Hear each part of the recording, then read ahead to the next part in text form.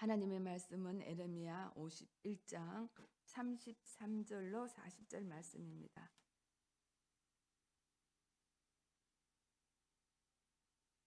에레미야 51장 33절부터 40절까지를 한 목소리로 합독하도록 하겠습니다.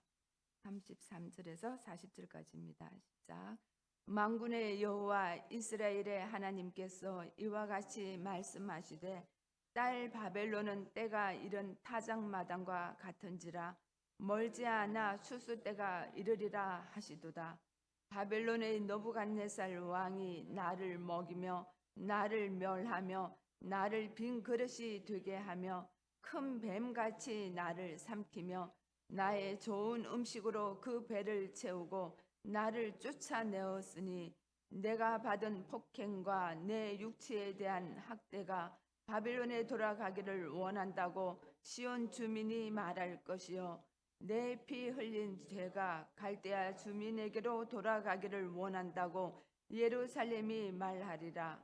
그러므로 여호와께서 이와 같이 말씀하시되 보라 내가 내 송사를 듣고 너를 위하여 보복하여 그의 바다를 말리며 그의 샘을 말리리니 바벨론이 돌무더기가 되어서 성량의 거처와 혐오의 대상과 탄식거리가 되고 주민이 없으리라. 그들이 다 젊은 사자같이 소리 지르며 새끼 사자같이 어르렁거리며 열정이 일어날 때에 내가 연회를 베풀고 그들이 취하여 기뻐하다가 영원히 잠들어 깨지 못하게 하리라.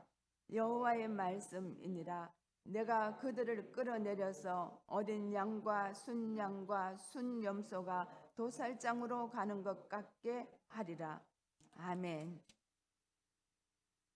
우리는 계속해서 여호와 하나님이 바벨론을 멸하시는 예언을 듣고 있습니다.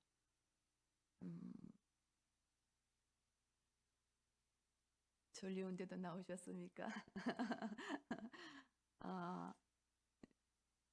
어쩌면 이 예언은 반드시 이루어졌습니다.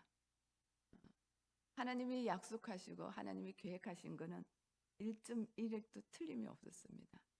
반드시 이루어졌습니다. 오늘은 하나님이 이스라엘 백성들을 향해서 말씀하십니다. 내가 딸 바벨론이 가장 좋아하는 그 도시, 그들이 딸이라고 부르는 그 바벨론을 내가 멸할 것이다라는 겁니다. 얼마나 아끼겠어요? 얼마나 화려하겠어요? 그들의 성은 얼마나 어마무시하겠어요? 우리가 상상하는 것 일상일 겁니다. 그들의 도시는 얼마나 아름답게 꾸몄겠어요? 저희는 그렇게 아름다운 도시를 가본 적이 없지만 앙코르와트 이렇게 여행 한번 해도 그 캄보디아 도시에 그런 성을 만들이라고는 상상이 안 들잖아요. 그러니까 이 바빌론은 온 열방을 지금 다 삼켜먹고 자기가 최고의 나라라고 생각하니까 얼마나 아름다웠겠어요. 그들이 먹는 그 음식은 얼마나 화려하고 얼마나 멋진 거예요. 그들이 일하느라고 데모하고 이런 거 하겠어요? 남아 돌아가는 게 검딱지인데 얼마나 화려한 삶을 살았겠어요. 그들의 생활은 얼마나 욕망에 가득한 음란의 세계였을까요? 하나님들 몰라요. 그들이 이방신이 자기네들을 축복했다고. 이방신은 하늘의 신이 아닙니다. 이 땅을 다스리는 신이니까 이 땅의 모든 축복을 다 받았다고 그 신들한테 예배하고 경배하던 그들이 이 땅의 끝을 얼마나 누리겠어요. 상상이 안 될 정도로 아름다운 바벨론 땅을 하나님이 멸하시는데 그 부를 멸하신다는 겁니다. 우리가 읽었던 것이 어디죠? 샘과 다른 데를 보겠네요. 51장이죠. 38절에 36절에 보니까 그러므로 여호와께서 이와 같이 말씀하시되 보라 내가 내 송사를 듣고 너를 위하여 보복하는데 그의 바다를 말리며 그의 샘을 말리리라. 그들의 요충지 그 호수와 그 물, 그 샘이 터져서 그들의 먹는 것, 입는 것을 해결해주고 무역의 요충지로 만들었던 그 샘과 바다를 다 말려버리겠다는 겁니다. 여호와의 보복입니다. 그들이 불을 진멸해 버리겠다는 겁니다. 왜 그렇다고 합니까? 36절에 보니까 보라, 내가 내 송사를 듣고 너를 위하여, 내가 내 백성의 송사 탄원하는 소리를 듣고 너를 위하여, 내 백성을 위하여 보복하시겠다는 말씀입니다. 내 백성들이 부르짖는 그 부르짖음을 듣고 내가 보복하겠다는 겁니다. 그러면서 또 한 가지 37절을 보니까 37절 같이 한번 볼까요? 시작. 바벨론이 돌무더기가 되어서 성량의 거처와 혐오의 대상과 탄식거리가 되고 주민이 없으리라. 이렇게 만들어 버리겠다는 겁니다. 그렇게 화려하던 바벨론을, 그렇게 높은 바벨론을, 바벨론이라면 아이들도 그냥 무서워서 벌벌 떨던 그 바벨론의 지위를 낮춰버리겠다는 겁니다. 사람이 살지 않는 나라로 만들어 버리겠다는 겁니다. 이것은 이루어졌습니다. 오늘 하나님이 계속 이스라엘 백성들에게 위로합니다. 그때가 곧 올 거라는 겁니다. 그때가 멀지 않았다는 겁니다. 아직은 그렇지 않습니다. 아직은 화려합니다. 아직도 지위가 높습니다. 그러나 그때가 멀지 않아서 내가 그 나라를 멸망시킬 거라는 얘기를 하십니다. 33절 같이 한번 읽어볼까요? 33절 시작. 만군의 여호와 이스라엘의 하나님께서 이와 같이 말씀하시되 딸 바벨론은 때가 이른 타작마당과 같은지라 멀지 않아 추수 때가 이르리라. 심판의 날이 멀었다는 거예요? 가깝다는 거예요? 가깝다는 거예요. 타작마당에 이제는 수확해서 타작마당에서 곡괭이를 때릴 때가 됐는데 그때가 곧 이루어졌다라는 겁니다. 왜 그렇게 하나님이 엄청나게 보복을 하시려고 생각을 하셨는지 34절 35절 말씀 같이 읽겠습니다. 시작. 바벨론의 노부갓네살 왕이 나를 먹으며 나를 멸하며 나를 빈그릇이 되게 하며 큰 뱀같이 나를 삼키며 나의 좋은 음식으로 배를 채우고 나를 쫓아내었으니 내가 받은 폭행과 내 육체에 대한 학대가 바벨론에 돌아가기를 원한다고 시온 주민이 말할 것이요 내 피 흘린 죄가 갈대아 주민에게로 돌아가기를 원한다고 예루살렘이 말하리라.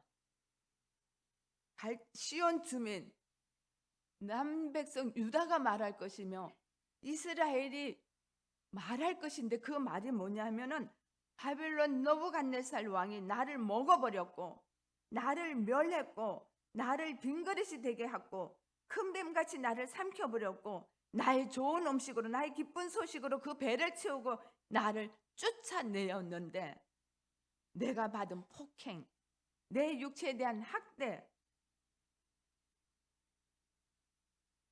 시온 주민들이 이 모든 학대가 바벨론에게 옮겨갔으면 좋겠다라고 말할 거라는 겁니다. 말하고 있습니다. 내가 받는 이 학대와 내 이 조롱과 이 육체의 고통과 이 폭행 당하는 것들이 정말 하나님이 살아계시면 이것들이 바벨론으로 갔으면 좋겠다는 겁니다. 내가 당하고 있는 이 고통이 이제 좀 그만 멈추고 저 위험이 있는 저 바벨론에게 가버렸으면 좋겠다라고 탄식을 하는 겁니다. 이 얘기를 소리내서 할 수 있을까요? 군중을 모아놓고 우리가 어디 한번 해보자고 했을까요? 아니요. 이들은 노예로 끌려가서 고개 한번 제대로 들 수가 없습니다. 이스라엘 백성들이 자기들끼리 뭉쳐서 데모를 한다든가 그들이 뭐 군중을 모아서 뭔가 이렇게 폭동을 일으키는 것을 있을 수가 없는 일입니다. 노예들이 일하는 모습을 여러분 혹시 보셨나요? 이사야서 에스겔서 계속 얘기하고 있는데 그들은 허리를 펼 수가 없습니다. 계속 숙이고 일을 해야 됩니다. 허리를 펴면 채찍이 갑니다. 한 번도 해를 쳐다볼 수 없게 만드는 노예입니다. 하루 종일 그렇습니다. 이게 노예의 삶입니다. 이게 포로된 자의 삶입니다. 우리는 잘 몰라요. 사실 우리는 그런 노예 생활을 해본 적이 모릅니다. 우리 선조 어르신들도 일제 36년 동안 조금은 경험했을 수도 있습니다. 그러나 이 바벨론이 얼마나 학대가 심하고 얼마나 반락하고 얼마나 이게 막 진짜로 엄청난 학대를 백성들에게, 이스라엘 백성들에게 뿐이겠어요. 그래서 꼼짝도 못합니다. 말도 함부로 못합니다. 그러면 이 탄식은 어떻게 했을까요? 속으로 당하면서 너무 힘드니까 이제 그만 내 이 고통이 저 바벨론에게 갔으면 좋겠다. 저 너부갓네살 왕이 한마디만 하면 온 천하가 벌벌벌 떠는데 저에게 갔으면 좋겠다. 이런 탄식 소리를 하나님이 들으셨다는 거예요. 오늘 말씀 보니까 35절 34절에 보니까 하나님이여 저들을 멸하여 주십시오. 저들을 보복하여 주십시오. 기도가 아닙니다. 기도한 내용이 없습니다. 기도라고 얘기하지도 않았습니다. 그들의 탄식입니다. 그들의 신음소리입니다. 그 신음소리를 하나님이 어떻게 들으셨는지 볼까요? 36절 다시 한번 읽을게요. 시작. 그러므로 여호와께서 이와 같이 말씀하시되 보라 내가 내 송사를 듣고 너를 위하여 보복하여 그의 바다를 말리며 그의 샘을 말리리니. 이 말씀이 저는 굉장히 은혜가 되었습니다. 너희 송사를 듣고, 표현도 너희 기도라고 하지도 않았어요. 너희 송사를 듣고 너를 위하여, 그들의 송사를 내가 너희 기도로 받겠다는 겁니다. 나한테 너희들이 그렇게 간구하는 것을 내가 듣고 보복할 거라는, 반드시 보복할 거라는 겁니다.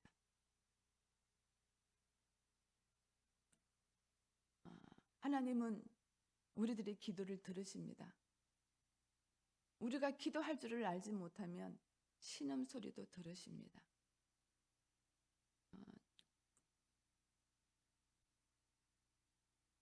오늘 이스라엘 백성들뿐만 아니라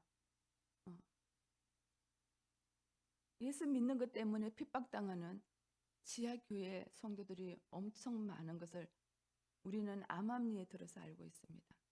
이스라엘이 그렇고 정통 유대인에서 예수를 믿겠다고 고백하고 메시아 닉주가 되신 분들, 지금 우리 예수품 교회가 그분들을 섬기고 있습니다. 그분들이 12명으로 시작했는데 지금은 점점점 늘어나고 있습니다.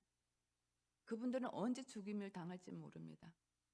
시민권이 박탈당했기 때문에 아프거나 학교 교육이거나 병원을 이용할 수가 없습니다. 예수 믿는 순간 신분증에 예수 죄가 딱 붙는 순간 그들의 모든 갖고 있는 백성으로의 시민권을 다 박탈당함. 우리 여기 불법 체류자들과 똑같습니다. 직장을 구할 수가 없습니다. 그분들이 차에서 내리면 길거리에서 팻말을 들고 예수 그리스도가 우리의 메시아입니다. 예슈아가 우리의 구원주입니다를 전하고 다닙니다. 붙들리면 감옥에 들어갑니다. 도망 다닙니다. 그들이 예배는 어디서 드리냐면 현장에 드릴 수가 없습니다. 누군가가 고발하면 그냥 납치당해. 테러. 우리 옛날에 회복 영화 있죠. 용서 영화 있죠. 그게 사실입니다. 그때 나왔던 12명 주인공들을 저희 예수분교회가 돕기 시작했습니다. 목사님이 광고를 잘 안 하셔가지고 여러분 잘 모르죠? 우리 어마무시한 일을 하고 있습니다. 하나님이 얼마나 기뻐하는 일인지 모릅니다. 그분들은 예배 한번 드리기 위해서 3시간을 걸어서 산속으로 들어갑니다. 뭐 편안하게 이렇게 의자가 없잖아요. 큰 소리 못 지릅니다. 어디서 누가 또 어떤 일을 당할지 모르니 그 바위 틈, 그 돌틈에 쪼그리고 앉아서 하나님을 찬양하고 하나님께 기도하고 예배하고 하나님의 말씀을 봅니다. 그들이 보는 말씀이 무엇일까요? 계시록 말씀. 내가 반드시 다시 올 거다. 반드시 너를 구원할 거다. 제가 오늘 계시록을 읽다가 막 그냥 급하게 왔는데 반드시 다시 오. 하나님은 약속을 반드시 지키시는 분입니다. 초대교회에서 핍박받은 백성들을 하나님은 반드시 찾으셔서 그들을 새 하늘과 새 땅에 분명히 두셔주고, 지금도 순교하는 자가 있습니다. 예수 믿는 것 때문에 코가 잘리고 눈이 뽑힙니다. 화형을 당합니다. 그래도 그 예수를 배반하지 않고 끝까지 예수 믿음을 지키는 자들이 있습니다. 하나님의 약속을 믿는 믿음이 있기 때문에 그렇습니다. 하나님이 우리 영혼을 반드시 구원하고 하나님의 나라에서 영원한 영생을 누린다는 그 믿음이 있기 때문에 그들은 오늘도 죽음을 두려워하지 않고 그 일들을 이루어 나갑니다. 북한에 어마무시한 지하교회들이 있습니다. 중국에 어마무시한 지하교회들이 있습니다. 이 교회 성도들이 어떤 기도를 할까요? 무엇을 먹을까, 마실까, 입을까를 걱정하는 기도할까요? 그러면 밖으로 나와야죠. 아니요.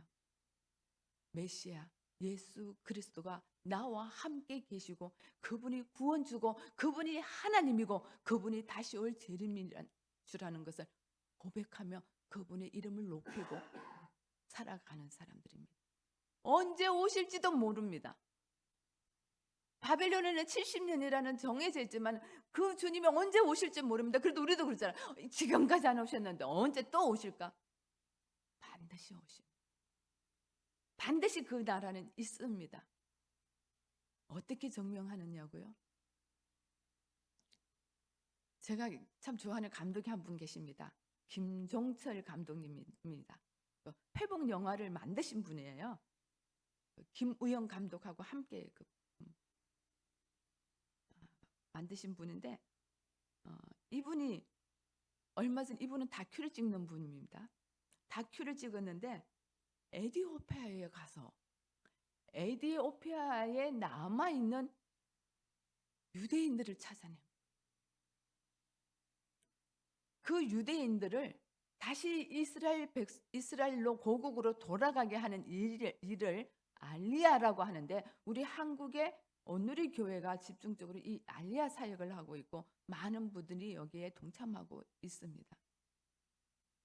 알리야 사역은 2700년 전에 흩어졌던 이스라엘 백성들 바벨론의 포로로 끌려가서 또 도망쳐서 흩어졌든지 애굽의 포로 잡혀갔을 때 흩어졌든지 하여튼 이스라엘 백성들이 온 열방 가운데 동서남북이 다 흩어져서 살아가고 있는데 그들을 다시 불러서 하나님의 나라 이스라엘로 옮겨오는 사역을 하시는 하나님의 명령을 받고 지금도 순종하시는 분들이 있습니다. 그것을 알리야 사역이라고 합니다.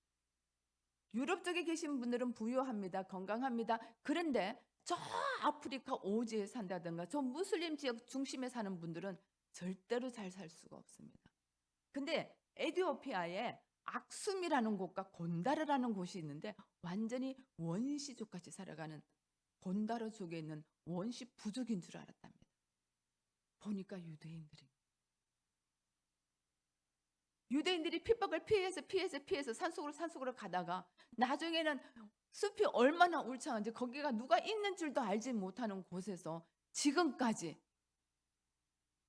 키파 알죠? 이 모자 동그란 유대인들이 쓰는 모자 이 모자를 지금도 쓰고 있고 새카만 아프리카 사람들이 쓰고 있고 집집마다 다윗의 별을 그냥 수없이 그려놓고 메시아가 하나님이 반드시 우리를 구원한다는 믿음으로 지금까지 신앙을 잃지 않고 살아가는 유대인들이 있는 거예요.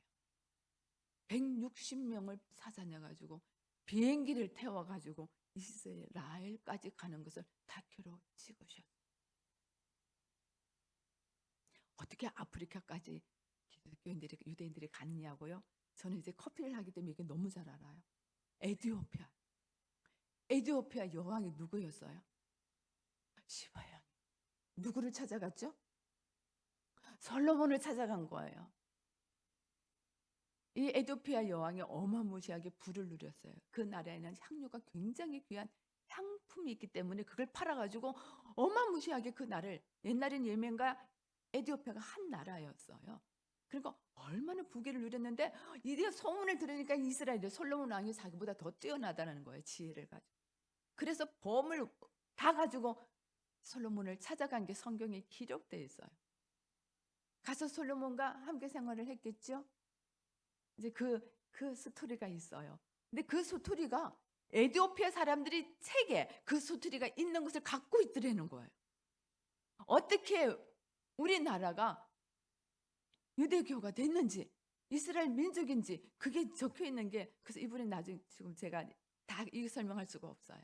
제가 커피 할 때는 이 얘기를 합니다. 그래서 솔로몬과 에티오피아 내시 이제 시바 여왕이 자기 나라로 돌아갈 때쯤 솔로몬 왕이 부탁을 합니다. 나랑 하룻밤 같이 있읍시다.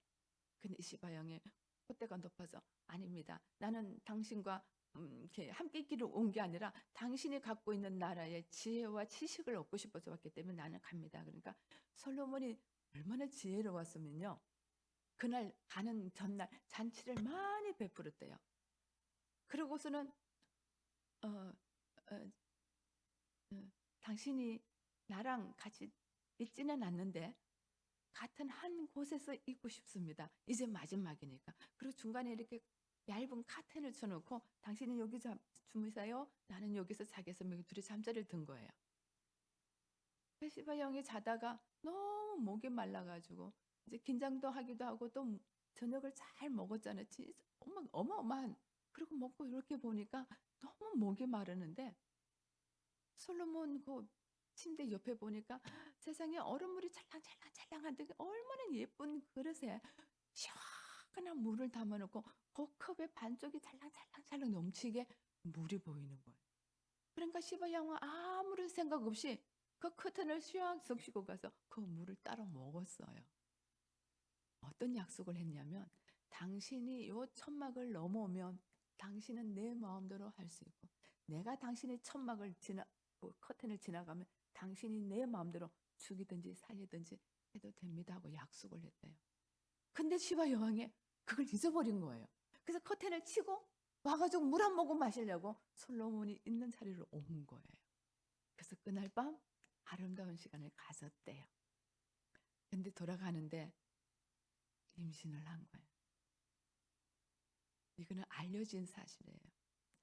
메넬리크라고 하는 메넬리크 1세가 있는데 이 1세가 솔로몬의 후손이에요. 그래서 그 나라에 기독교 나라가 이 메넬리크가 22살 때 솔로몬 왕을 찾아갔대요. 찾아갔더니 솔로몬이 내 아들이 들어왔다고 나랑 살자 영원히 나랑 살자. 여기 에티오피아는 흑인이에요. 얼굴이 검어요. 그럼에도 불구하고 막 너무 사랑스러워서 그 나랑 같이 살자니까 이 아들도 엄마랑 똑같아요. 아닙니다. 나는 내 나라로 돌아갈 겁니다. 근데 돌아갈 때 그냥 돌아가지 않고 각 12지파에서 1000명씩 사람을 붙여서 보냈대. 그 사람들이 에티오피아에 가서 기독교 문화, 유대교 문화를 일으켜. 내전이 있었죠. 무슬림이 들어오죠. 종교적인 전쟁이 일어나죠. 예멘과 에티오피아가 갈라지면서 쫓겨나기 시작합니다. 그래서 그들이 쫓겨나서 가다가 악숨이라는 곳에서 이 메델리크가 이제 나라를 이끌고 그들과 같이 살았는데 gond다르까지 쫓겨간 거예요. 피신해서 간 거죠. 거기서 유대인들을 발견합니다. 그런데 너무 기가 막힌 건요. 2700년 전인데 그들의 고백이 기가 막혀요. 그들이 유언을 할 때 이렇게 유언을 한다는 거예요. 하나님의 우리를 반드시 구원할 것입니다. 언젠가는 너희들을 구원할 거다. 하나님은 약속을 성취하시고 신뢰할 수 있는 분이다. 내 때가 아니면 너희 때가 아니면 다음 때라도 하나님은 반드시 너희들을 구원할 거다. 유언을 한대. 그래서 그들의 믿음의 상속이 계속되어지는데 2700년 동안. 근데 그 일이 알리야 사역을 통해서 거기 있는 모든 분들이 이스라엘로 지금 돌아갔다는 거예요. 거기 가서 그냥 살 수 없습니다. 2년 동안 교육을 받아야 유대인이라는 이름을 붙여요. 문화를 경험해 보지 않은 사람들, 불을 켜고 끄는 걸 할 줄 모르는 사람들, 엘리베이터가 뭔지 모르는 사람들, 에스컬레이터 타는 걸 보고 그들이 기절을 하려고 하는 사람, 밝은 빛을 보고 눈을 뜨지 못하는 그들. 2700년 동안 오직 한 믿음, 반드시 우리를 구원하시는 하나님, 그분을 믿는 신뢰로 그들은 이겨냈어요. 지금도 그 알리야 사역은 계속하고 있답니다. 오늘 우리는 어떻습니까? 주님이 언제 오시기는 할까? 혹시 이런 믿음은 없습니까? 우리 아이들에게 주님은 오신다는데 오지 않으실 거야. 그러니까 너희들이 이 땅에서 누리고 싶은 건 마음껏 누려도 괜찮아라고 여러분들은 그렇게 유언을 하실 수 있을까요? 혹시 이들처럼 우리가 유언을 할 수 있다면 하는 생각을 해봅니다. 이런 믿음이 우리에게 있다면 우리는 기도하면 기도가 속히 응답되기를 원합니다. 속히 임하여 주십시오. 속히 응답해 주십시오. 하나님 살아계신 건 맞습니까? 살아계시다면 어떻게 나한테 이런 시간에 아직도 보여주지 않느냐고 우리는 탄식합니다. 아니에요. 하나님의 때가 있는 거예요. 하나님의 때는 하나님의 눈에서 하나님이 가장 기뻐하는 때는 백성들이 끝까지 하나님이 내 기도를 들으시고 응답하시고 하나님의 계획을 반드시 이루신다는 믿음으로 기다림을 갖는 자들에게 하나님의 눈이 있다라고 저는 믿습니다. 만일 오늘 우리의 기도가 금방 응답되지 않고 우리가 아프면 이스라엘 백성들처럼 아프겠어요? 우리가 아프면 예수님이 십자가 지신 것처럼 아프겠어요? 그럼에도 불구하고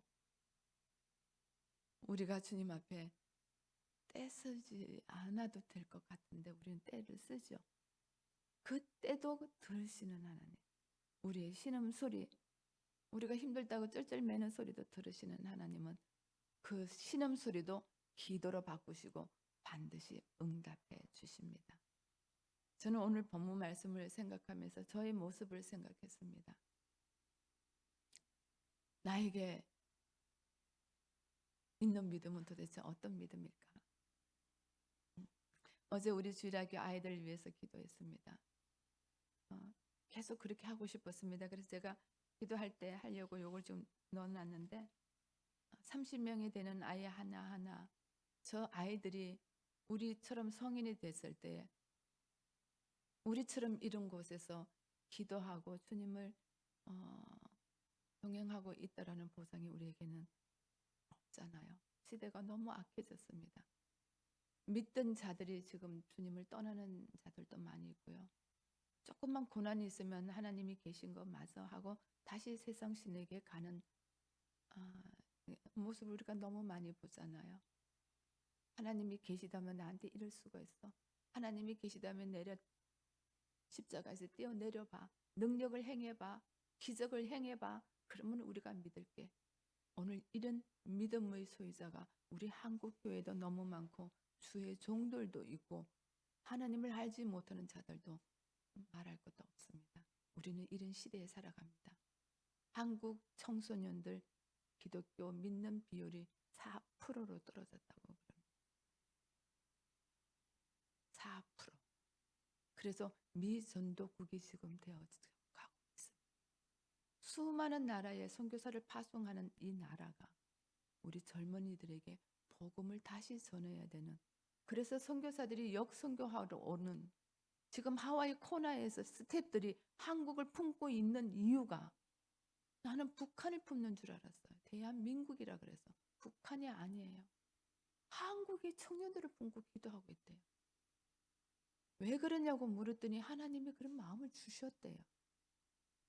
그래서 렛츠고 코리아하고 지난번에 와서 1억을 들여가지고 뭐 체육관 빌려가지고 집회했잖아. 빌리는 데만 1억이에요. 들어가는 돈 한 배 2억이 들었대요. 1,500명.